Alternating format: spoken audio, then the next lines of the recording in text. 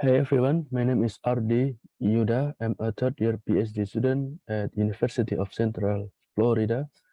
Today I want to present my paper with the title LITE, Low-Cost Practical Interoperable GPU TEE.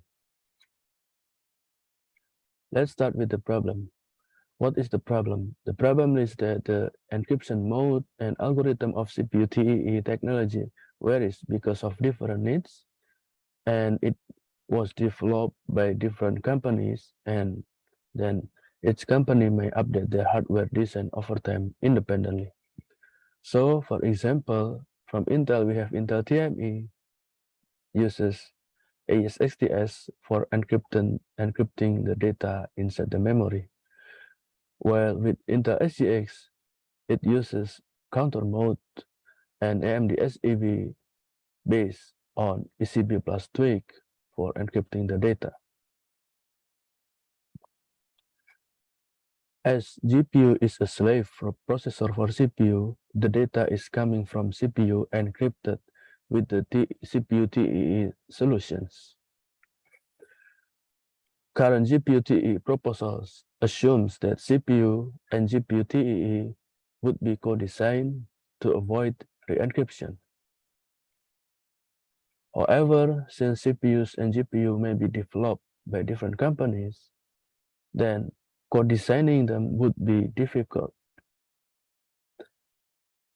As a result, when moving data from CPU to GPU TEE and vice versa, we need to perform re-encryption if we use hardware-based GPU TEE. For example, as shown here, let's say the CPU uses ASXTS. When we move data, encrypted data from CPU to GPU, the GPU, and then let's say the GPU TEE use or support counter mode, then even though they can share the secret key, the GPU TEE will not be able to decrypt it correctly. Only that when the CPU and GPU TEE is co-designed, the data can be moved from CPU to GPU, and then GPU can decrypt it correctly. However, if we have a software-based GPU TEE, as shown here, because it is a software, we can write a software code that could match the encryption algorithm and encryption mode used by the CPU TEE technology, so that when we move data, the software-based GPU TEE can decrypt it. So if for current solution, we have hardware-based, because the CPU and GPU TEE could not be co-designed, then we need to perform re-encryption. The problem with re-encryption is that it's very expensive. So let's take a closer look into the hardware-based GPU TEE shown at the most left figure here. Let's say this is on-chip CPU, and then this is the CPU's memory, and then this is on-chip GPU, and this is the GPU's memory.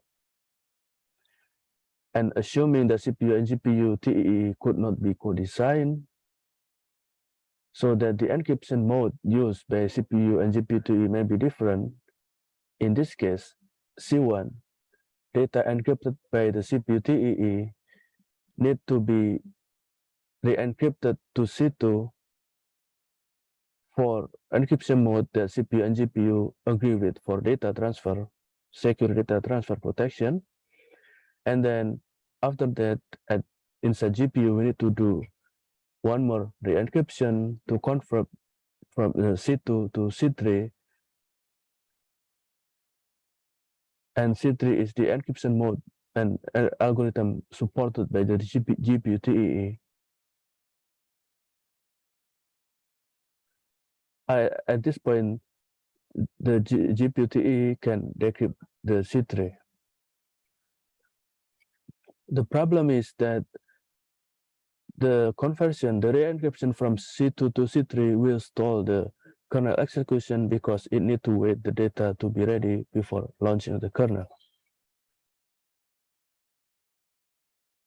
And then we counted the re-encryption performance overhead shown in the rightmost figure here.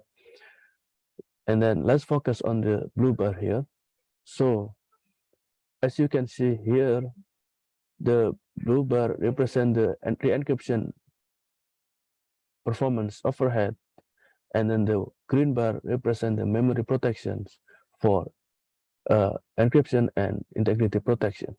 As you can see here, in most cases, the encryption overhead is higher than the memory protection itself. So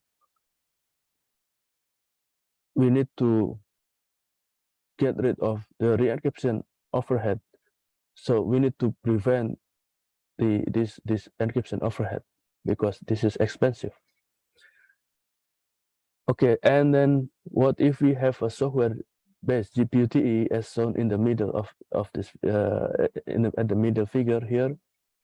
When we have a software GPU-TE, the software-based can match the encryption algorithm and mode used by the CPU-TE so that when the data is encrypted by the CPU-TE, we can move it, we can transfer it to the GPU without any re-encryption at all, and then the GPU-TE can decrypt it.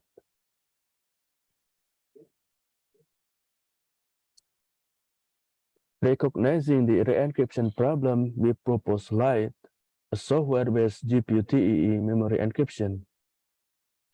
With software encryption, we may have a unified memory encryption between CPU and GPU. The reason is because with software, we have the flexibility to choose the encryption mode and algorithm to match with the one used by the CPU-TE. Additional benefit of software-based TE or LITE here is that it has the capability of performing partial memory encryption, resulting in the need only to pay for the encryption overhead only if needed. Other than that, because our solution doesn't need special crypto engine for each memory controller, we can save some space for on-chip area. And then the last thing is that it would allow for faster adoption to the market because we don't need special hardware.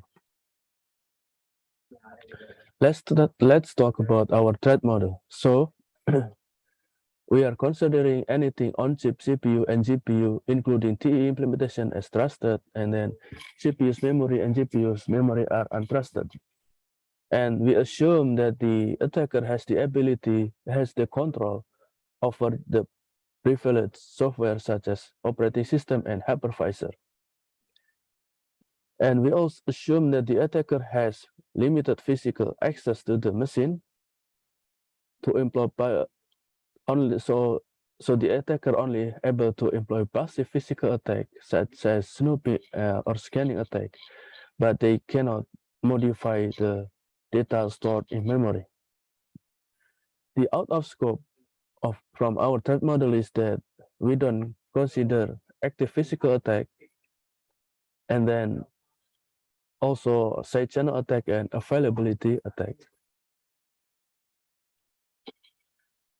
Performing AES encryption for protecting the memory in software has some challenges. First is that AES encryption is a block-based encryption, 128-bit. So in software-based encryption, we need to take care of the memory access pattern of an application. So in GPU, there are two kind of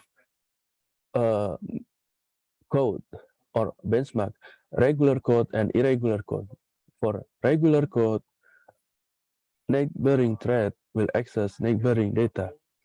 For example, array A, let's say this is array A, thread 0 will access array A at index 0, thread 1 will access array A at index 1, and so on. This is for regular code. For irregular code, for example, BFS, neighboring thread will not always accessing neighboring data. So, for example, thread 0 access array A at index 100. However, thread 1 accessing array A at index 0. So, this is more challenging. Another than that is that GPU based on SIMD single instruction multiple thread, and it may suffer from thread branch divergence. The last things of the challenges is that the performing encryption in software without crypto engine may incur high overhead. To address these problems, especially collecting the data before performing encryption and decryption, we have a naive solution. For example, for regular code, we use shuffle instruction. Shuffle is a register-to-register data communication without involving cache and shared memory.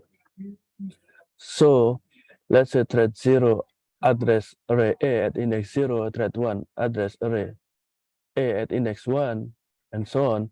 Thread 0 could call shuffle instruction to read data of register inside thread 1, and also will read the data inside register of thread 2 and thread 3, so that thread 0 can collect 128 bits of data and perform encryption and decryption after that.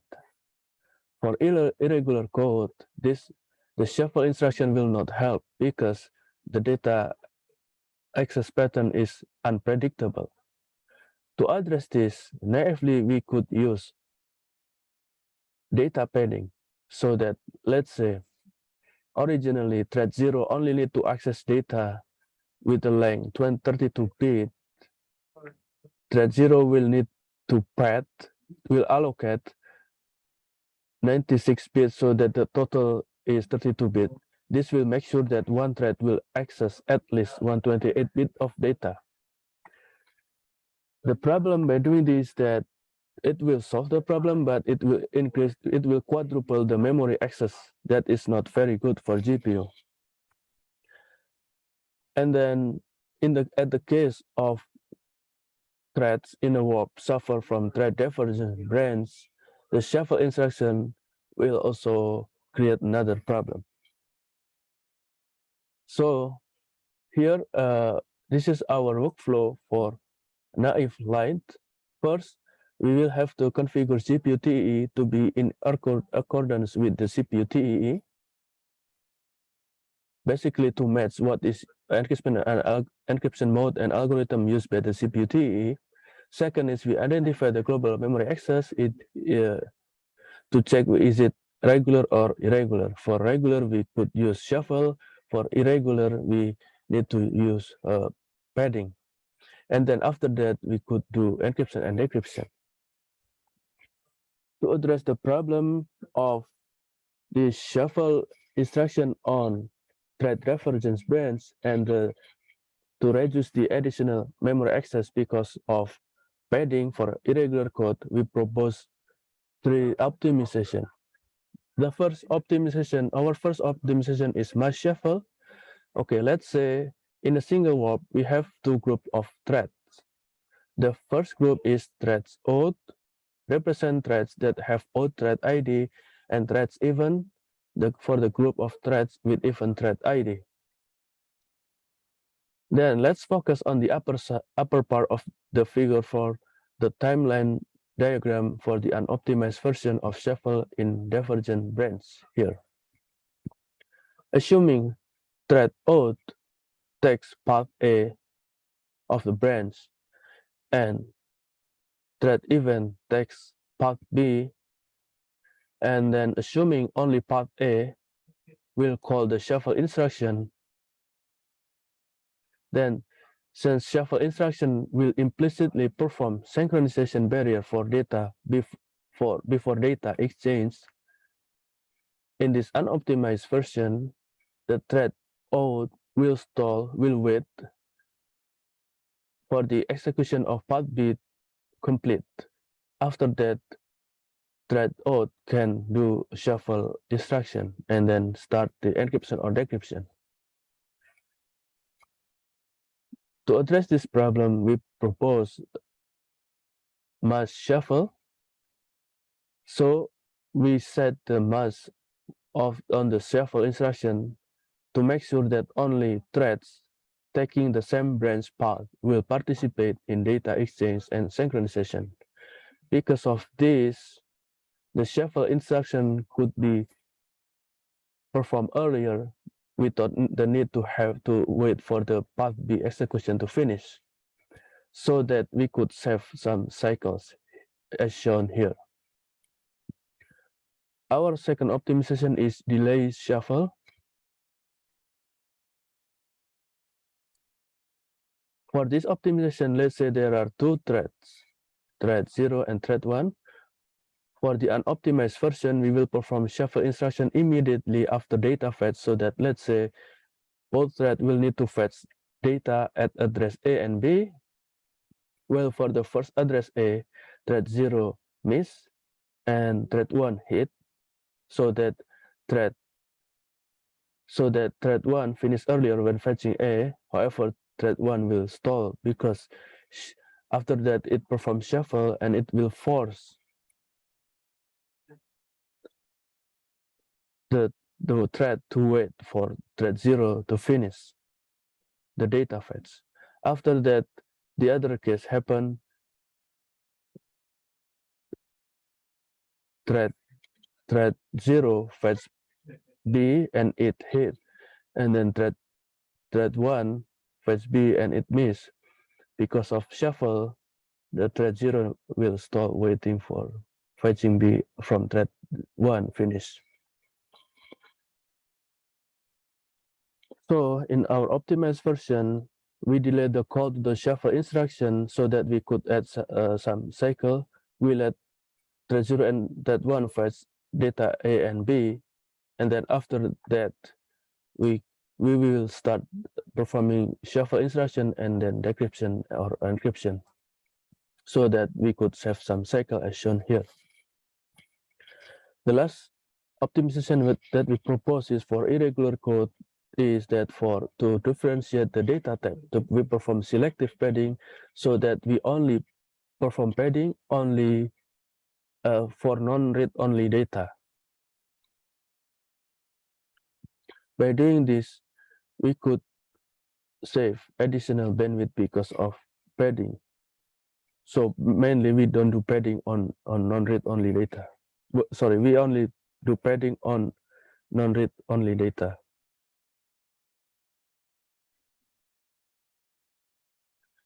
We perform our evaluation on a real GPU, NVIDIA RTX 2080 GPU, and then its experiment was repeated 100 times, and then we use benchmark from Parwell and Panacea. And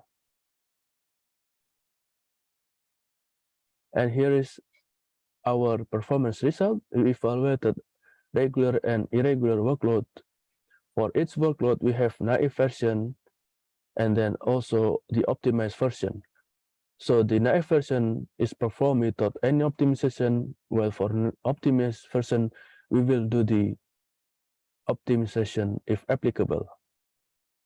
And then for each bar, there are three components. The highlighted bar is showing the encryption overhead.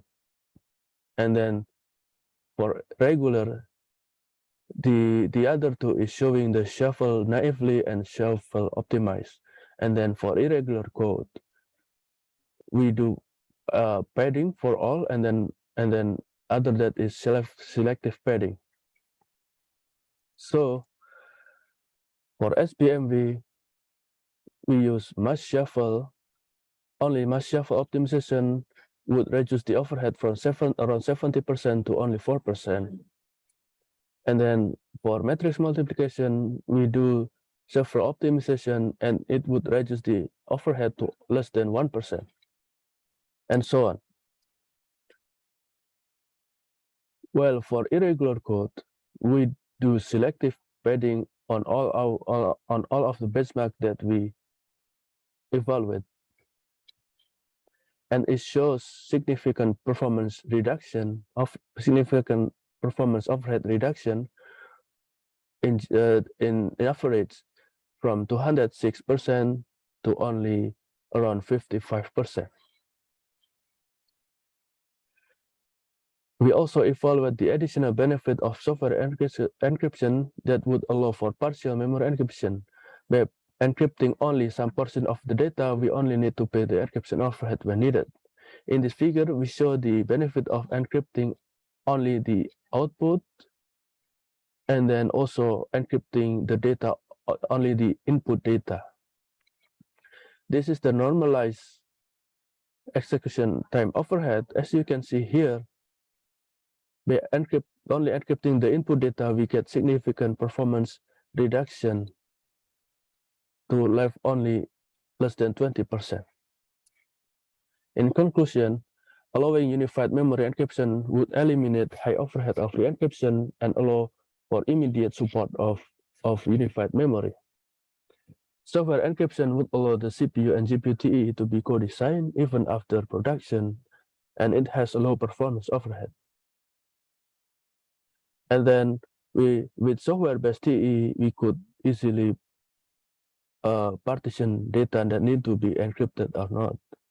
And then we only need to pay the encryption overhead only when needed. Thank you for listening to my talk.